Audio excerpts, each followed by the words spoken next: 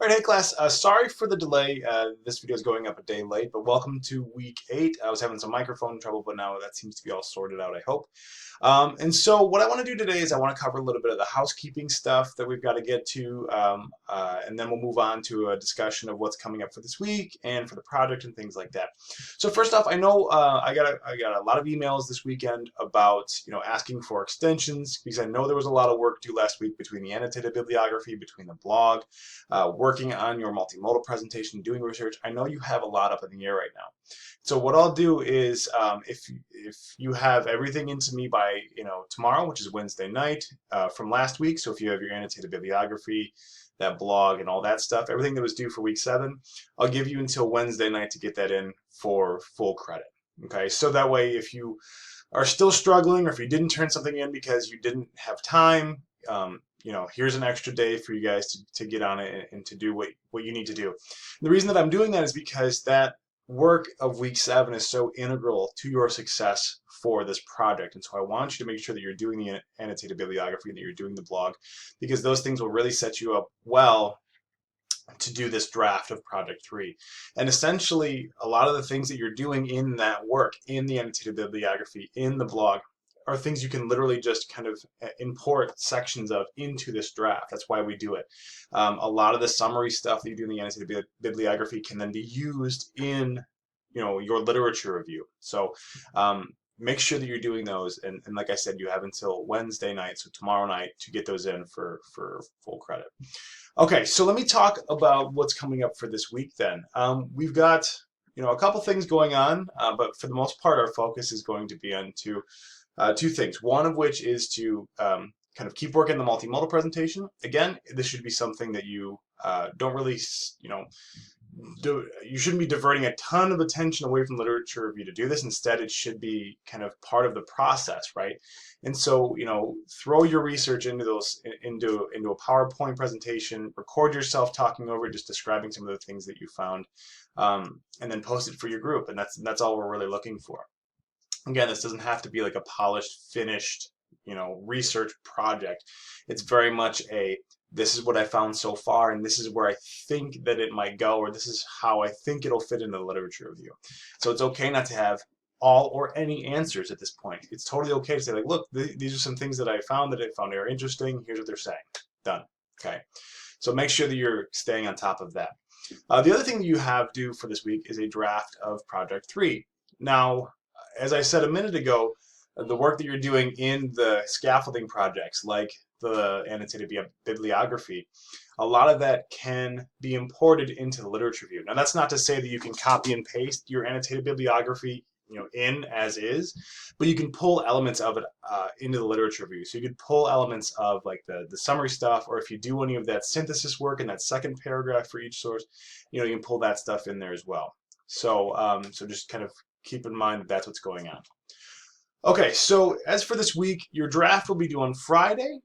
As always, you've got until Sunday to upload your comments on each other's drafts. I've been really pleased with what I've seen so far in terms of feedback. For the most part, you guys are, doing a good job of reading through each other's work, for kind of generating some good feedback. If you do have concerns, or if you're not getting the feedback that you like, email me and I'll take a look. But really, I think for the most part, it's been pretty successful. So if you don't feel that way, get a hold of me and we'll figure something out. So the other thing that you have due this week is a midterm reflection. Now, this is a really good way to think about your progress that you've made this semester. And so if we go down here, you can see this.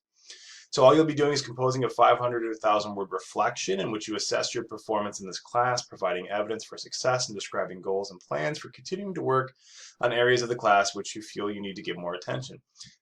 All this is it's a moment for you to pause and to think about what you've done so far, to think about the things that you've worked on in terms of your reading, your writing, your research skills, anything related to this class. And just to kind of do some self-assessment, like, look, I think I've done really good on this. This is something that I'm working on right now, or this is a skill that I brought into this class I'm continuing to develop. Whatever it is, there's no wrong answers as long as you're thinking about what you've done so far in this class and what you want to continue to work on for the rest of the semester. And the reason that we do this now is because this is a good kind of middle point to pause and to think about, you know, the big stuff that's already come and the big stuff that's coming up. But also it's a really good way to model your final project, which is going to be a reflective letter where you just kind of write a letter about your progress in the class. It's a good moment to stop and do that as well. Okay, so those are your due dates. So remember, you have until tomorrow to get the annotated bibliography or that visual mapping plugin to me. You have Friday to upload a draft. And again, it doesn't have to be a complete draft. Don't have to have all your sources on there, but I do want to see a few sources, you know, summarized and synthesized, okay, so that we can get, you know, a sense of how well you're doing. And so that if I see that you're kind of going off in the wrong direction, I can step in and say, hey, you know, this is something you need to do, or go this way. Okay, so just to recap, we've got the draft, we've got your kind of extended due date for the Wednesday stuff, you've got your midterm reflection. The other thing that I posted for this week is you'll see this student sample text. It's the same one that I posted last time that I did the walkthrough on. It's just that jazz musician one again, but I posted it here again so that you can kind of juxtapose it against this one, which is an example of a literature review that a student did.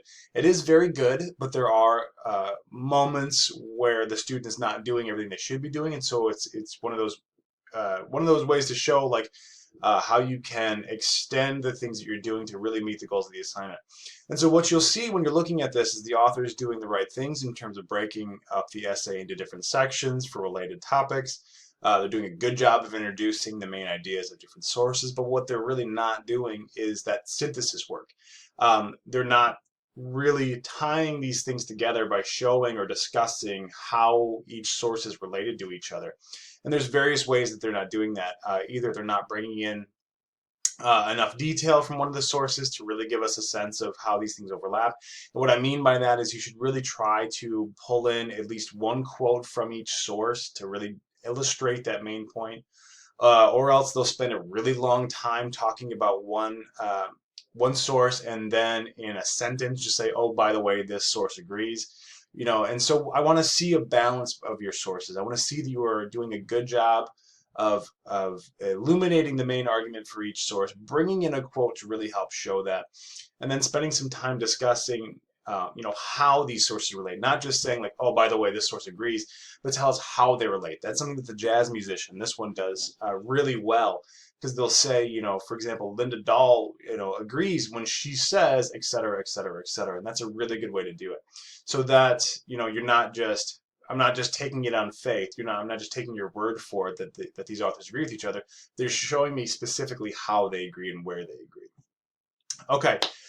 So I think that's it for this week. If you do have any questions, let me know. Just to point it out again, in case you missed it, there's a couple of videos posted that I hope should help. So this is at the bottom of our Project 3 folder. At the very top is that literature review walkthrough where I'm talking through that jazz musician sample. Then if you go to the bottom, you'll see a sample of the multimodal presentation. So if you're still kind of confused on that, that's there for you as well.